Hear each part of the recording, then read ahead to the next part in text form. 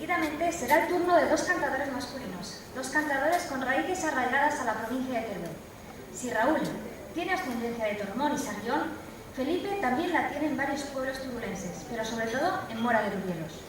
Ellos nos interpretarán dos jotas de estilo y a continuación será Vicente quien acompaña a Felipe en un dúo.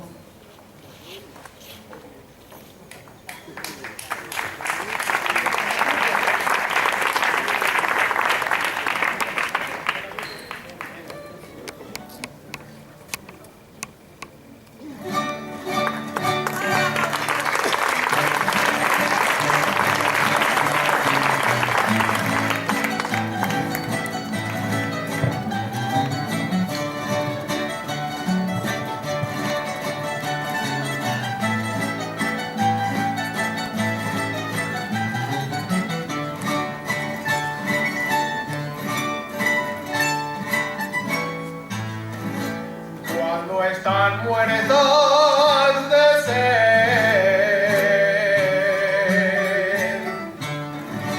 las palomas de la lonja,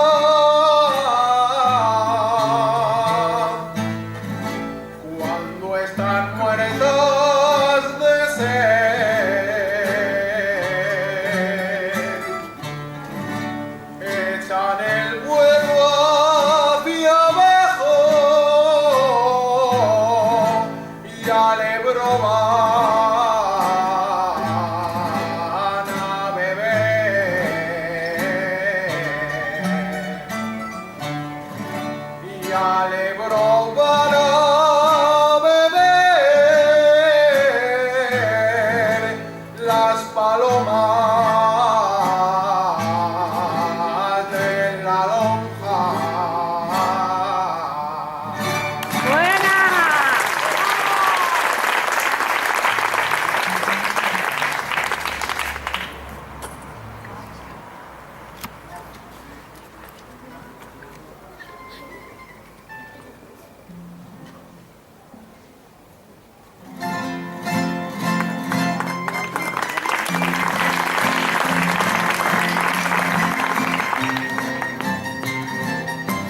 Parece que estoy en el córner.